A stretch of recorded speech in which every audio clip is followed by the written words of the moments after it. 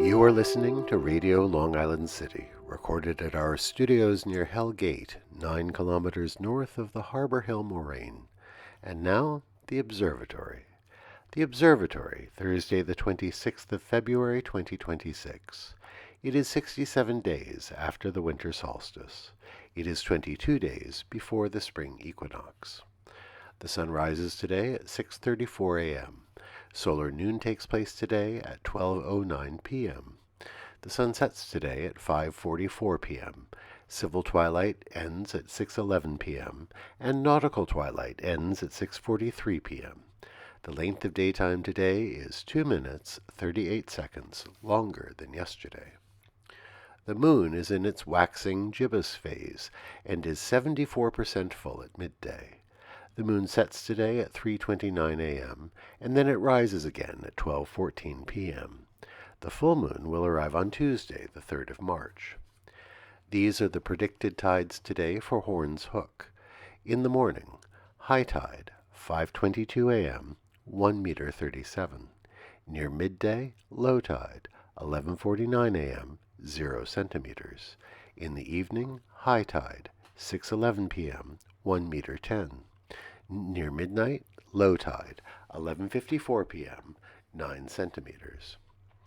In our shared realm of plants and animals, on 32nd Street, just south of Broadway, the silver maple has just put out its buds.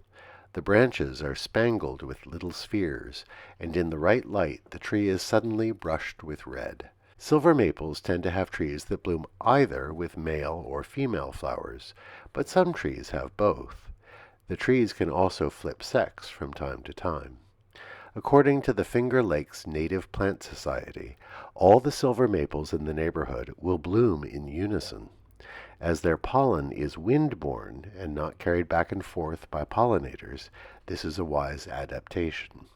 However, as street trees in the neighborhood, they are not very common, but are widely dispersed along our streets. Commemorations. When history repeats itself. On this day in 1931, the La Placita raid took place in Los Angeles. It was a sunny afternoon, and the plaza at the hub of a largely Mexican neighborhood was full of people, almost 400 of them. Immigration agents sealed the exits to the plaza and lined everyone up, demanding to see their papers. Some agents wore military uniforms, others were in plain clothes. They were armed with guns and batons. Dozens were arrested and many deported.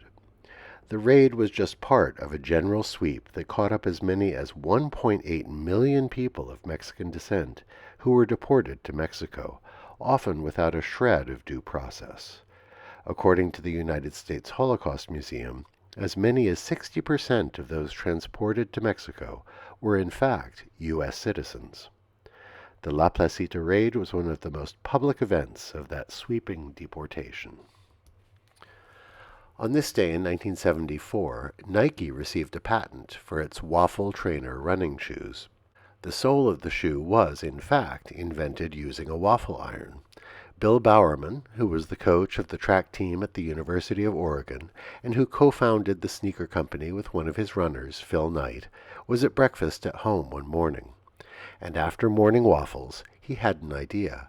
He poured polyurethane into the iron and created the first prototype of the new shoe sole. The waffle iron was ruined, but the new shoe was born.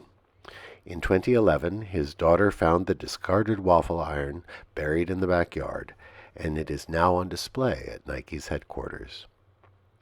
Today we remember Levi Strauss, born this day in 1829. The immigrant from Bavaria found his way to San Francisco at the height of the gold rush. Rather than setting out to pan for gold, he had a better idea, to sell rugged outerwear to the prospectors. In 1870, he received a letter from a man named Jacob Davis, a tailor in Reno, describing his addition of rivets to strengthen the pockets of jeans. Strauss invited Davis to join the company, where Davis became the head tailor and production foreman. The classic riveted Levi's jeans were born. Levi Strauss, who never married, used his wealth to support many charitable activities. including the establishment of the Congregation Emmanuel, the first Jewish synagogue in the city of San Francisco. Today we wish a happy birthday to Erykah Badu, born this day in 1971. Her 1997 debut studio album, Baduism, established her as a major voice in the neo-soul movement. Interestingly, her song Master Teacher, released in 2008, first popularized the term stay woke. She once wisely pointed out, most people who are woke ain't calling themselves woke. Since then, she has said that now that the word has been appropriated as a term of derision, it's lost its usefulness. In any case, we appreciate her gifted storytelling ballads and lush, ethereal sound.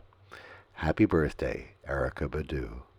And that is the Observatory, Thursday the 26th of February, 2026.